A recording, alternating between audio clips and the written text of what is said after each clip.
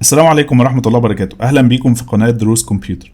في الفيديو ده هنتعرف سوا على إزاي أعمل شير لملفات من خلال خدمة الكلاودنج أو التخزين السحابي، اللي هي عبارة عن خدمة تسمح لك إنك ترفع وتخزن فيها ملفات معينة وكمان تعمل لها شير مع غيرك. ومن أشهر الشركات اللي بتقدم الخدمة دي هي شركة جوجل من خلال خدمة جوجل درايف، ودي اللي أنا هشرحها في الفيديو ده.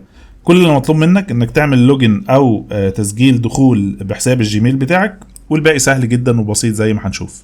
زي ما انتم شايفين دلوقتي انا عملت تسجيل دخول بحساب الجيميل بتاعي، فهروح فوق كده هلاقي فيه مجموعة من النقط.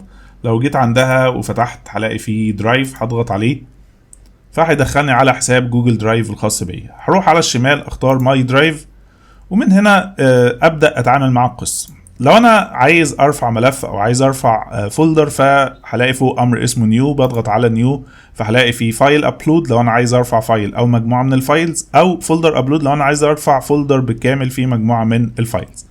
لو الفايلز اللي انا عايز ارفعها عايز احطها جوه فولدر، ممكن اقول له نيو فولدر، والفولدر بعد ما اعمله اسميه باسم واحط فيه الفايلات بتاعتي. بالنسبه لي انا هرفع فولدر بالكامل فهضغط على فولدر ابلود، هشاور على الفولدر اللي انا عايز اعمل له ابلود، وبعد كده هضغط على امر ابلود فبيأكد عليا، هقول له ابلود. زي ما انتم شايفين تم الانتهاء من رفع الفولدر، بضغط عليه. من هنا بقى لو انا عايز اتحكم او عايز اعمل له شير مع غيري، فاللي انا بعمله ان انا بطلع فوق وبضغط على العلامه دي اسمها شير، فلما بضغط عليها بيسمح لي ان انا اقدر اشير الفولدر ده مع غيري. في طريقه بقى ان انا بقف هنا كده وبقاد بيبل، دولت ناس كونتاكتس موجودين عندي في الحساب بتاعي، يعني هم عندهم ايميلز وانا ضفت وسيفت الايميلات بتاعتهم عندي في القائمه الخاصه بالكونتاكت. فلو انا عايز اعمل الكلام ده بختار شخص او اكتر من شخص ممكن اقعد اشاور عليهم بالمنظر ده، تمام. وهنا بكتب المسج اللي هتظهر عندهم، ومن هنا بحدد الصلاحيات اللي هم هيمارسوها على الفايلز اللي موجوده داخل الفولدر. زي ما انتم شايفين باي ديفولت واخدين اديتور، ممكن افتح واختار فيور او اي حاجه تانية. طبعا فيور ده معناها ان هم هيقدروا يشوفوا الملفات ويقدروا ياخدوا كوبي او يحملوها على الاجهزه بتاعتهم، لكن لو عايز اسمح لهم بالتعديل ممكن اديهم الاوبشن الخاص باديتور. طبعا ناس كتير هتقول لي لا انا عايز ابعت الحاجات ديت لناس، مش شرط ان انا اسيفهم عندي او عندهم ايميلات واسيفها عندي، انا عايز طريقه ابسط واسهل من كده. الطريقه السهله بقى واللي معظم الناس بيستخدموها وانا واحد منهم، ان انا ما بختارش من فوق. هي الفكره ان تحت في حاجه اسمها جنرال اكسس، تحتها ريستريكتد، فبفتح السهم هلاقي بقى في امر اسمه anyone with the link، فهختار الاوبشن ده. فاصبح ان اي حد هبعت له اللينك الخاص بالشير الخاص بالفولدر ده يقدر ياكسس عليه او يقدر يوصل له.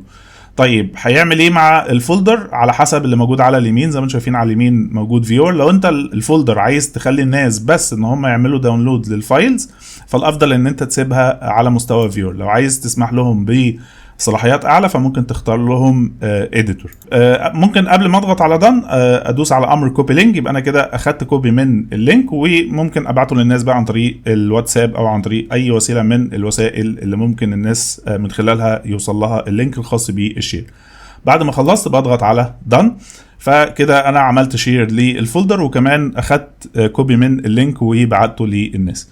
لو جيت في اي وقت من الاوقات عايز اغير في الشير بتاعي، عايز اوقف الشير او عايز اغير في البرميشن الممنوحه، كل اللي انا بعمله باجي عند الفولدر بضغط عليه رايت كليك، هبص الاقي فيه حاجه اسمها فولدر انفورميشن، بضغط على ديتيلز فبيجيب لي الديتيلز. من ضمن الديتيلز في حاجه اسمها مانج اكسس، بضغط عليها فبقدر ارجع تاني للواجهه بتاعه الشير واغير البرميشن زي ما انا عايز. وزي ما انتم شايفين بخطوات بسيطه وسهله جدا شفنا مع بعض ازاي نقدر نعمل ما يسمى به الكلاود شير. في نهايه الفيديو بشكركم على المشاهده، ما تنسوش بقى تعملوا سبسكرايب وتفعيل زرار الجرس عشان توصل لكم تنبيهات بكل فيديوهات برفعها، فيديوهات عباره عن شروح خاصه بكل ما يخص الكمبيوتر.